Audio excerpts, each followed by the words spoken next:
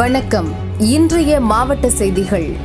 திருப்பூர் மாவட்டம் பல்லடம் எம்ஜிஆர் ரோடு நகரின் இதயம் போன்றது. இங்கு அனைத்து தரப்பு மக்களும் வந்து பொருட்கள் வாங்கி செல்வதால் ரோடு எப்போதுமே பிஸியாகத்தான் இருக்கும். வாரச்சந்தை நாட்களில் ரோட்டில் ஏற்படும் நெரிசலுக்கு போலீசார் மற்றும் நகராட்சியினர் தீர்வு காண வேண்டும் என நீண்ட காலமாக பல்லடம் வியாபாரிகள் சங்கத்தினர் வலியுறுத்தி வருகின்றனர். பல்லடத்துடைய மையப்பகுதியாக இதய பகுதியாக இருக்கிறது நம்மளுடைய எம்ஜிஆர் ரோடு.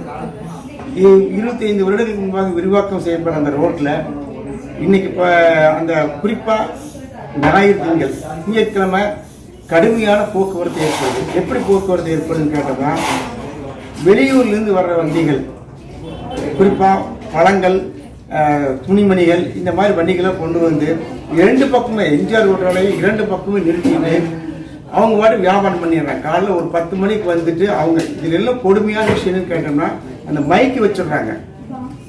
100 கிலோ 10 ரூபா அப்படி எதுவும் அந்த அவங்களுடைய அந்த வியாபாரத்தை வந்து மைக்கை வச்சுட்டு அவங்க ஆஃப் பண்ணுறதே இல்லை.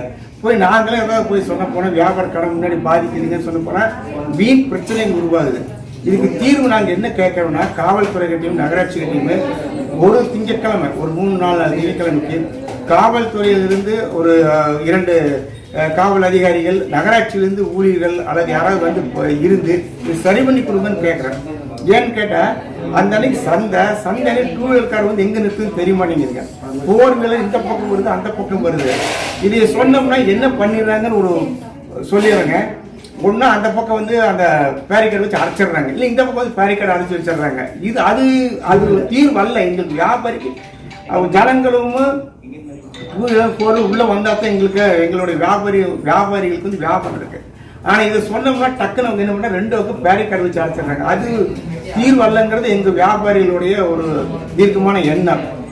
இந்த காலகட்டத்தில், நெருக்கடியான காலகட்டத்தில் காலையில் எங்களுக்கு ஒரு 9 மணிக்கு 2 காவலர்கள் இந்த பக்கம் அந்த பக்கம் வந்து எங்களுக்கு உதவி செய்யுமாறு கேட்டுக்கொள்கிறோம். ஆண்டுதோறும் ஆனி மாதத்தில் வரும் பௌர்ணமி குரு பூர்ணிமாவாக கொண்டாடப்படுகிறது. இந்த ஆண்டு நேற்று குரு பூர்ணிமா விமர்சையாக கொண்டாடப்பட்டது. இதை முன்னிட்டு கோவை ஈஷா யோகா மையம் முழுவதும் சிறப்பு அலங்காரம் செய்யப்பட்டது. ஈஷா தன்னார்வலர்கள் மற்றும் அப்பகுதி பழங்குடியின மக்கள் பால்குடம் ஏந்தி ஊர்வலமாக சென்று அவர்கள் கைகளால் தியானலிங்கத்திற்கு அபிஷேகம் செய்து மகிழ்ந்தனர். மாலை சத்குருவின் சத் சங்கம் மற்றும் சிறப்பு இசை நிகழ்ச்சிகள் நடைபெற்றன. இதுகுறித்து தனது எக்ஸ் பக்கத்தில் பதிவிட்ட சத்குரு அனைவருக்கும் ஆசிகள் வழங்கினார். மயிலாடுதுறை மாவட்டம் பூம்புகாரில் ஆகஸ்ட் 10ஆம் தேதி வன்னியர் மகளிர் பெருவிழா நடைபெறுகிறது. இதனை முன்னிட்டு விழா நடைபெறும் மைதானத்தை பாமக நிறுவனர் ராமதாஸ் ஆய்வு செய்தார். பாமக எங்கு சேருகிறதோ, எந்த அணியோடு சேருகிறதோ அந்த அணி மிகப்பெரிய வெற்றியை பெறும். அதே மாதிரி பாமக என்றும் இல்லாத அளவிற்கு, இதுவரை இல்லாத அளவிற்கு பெரிய வெற்றியை பெறும். ஏனென்றால் கூட்டணி அப்படிப்பட்ட பலமான கூட்டணி. இனிமேல் எல்லாம் முறையாக சரியாக உரிய நேரத்தில் எல்லாம் செய்யப்படும், நடத்தப்படும்.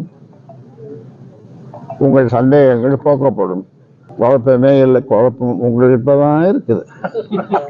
உண்மை இல்லை. நீங்கள் உண்மையை தவிர எல்லாத்தையும் பேசுறீங்க. ஏறத்தாய விடை கொடு. என்னுடைய மனைவி தான் பக்கத்தில் உட்காந்துருந்தாங்க. அவங்க தான் நடத்துனாங்க. அவங்க தான் திலகமிட்டாங்க. அறிக்கை வெளியிட்டிருக்கிறோம். தொடர்ந்து வலியுறுத்துவோம். தமிழ்நாட்டை தான் பாரபட்சமா பார்க்குறேன், கல்வியுமா பாரபட்சமா பார்க்கணும். அதுதான் வடக்கு வாழ்கிறது, தெற்கு தேய்கிறது. நான் அவர்களிடம் கேட்டு வாங்குவேன். ஏன்னா என்னுடைய பிரதமர் என்னுடைய நண்பர், அதனால கேட்டுதான் வாங்கணும். கேட்டால் கொடுக்கப்படும். சட்டங்கள் திறக்கப்படும். சேலம் மாவட்டம் ஆத்தூர், பூமரத்துப்பட்டி உள்ளிட்ட பகுதிகளில் மலைவாழ் மக்களின் விவசாய நிலங்களில் காட்டெருமை உள்ளிட்ட வன விலங்குகள் சேதப்படுத்துகின்றன. வன விலங்குகளை கட்டுப்படுத்த கோரி கம்யூனிஸ்ட் கட்சி சார்பில் ஆத்தூர் வனச்சரக அலுவலகம் முன்பு ஆர்ப்பாட்டம் நடைபெற்றது.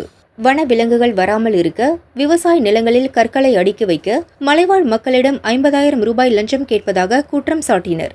ஆர்ப்பாட்டக்காரர்கள் உள்ளே செல்லாதவாறு பாதுகாப்பு பணியில் ஈடுபட்டிருந்த போலீசார் நுழைவாயில் கதவை மூடினர்.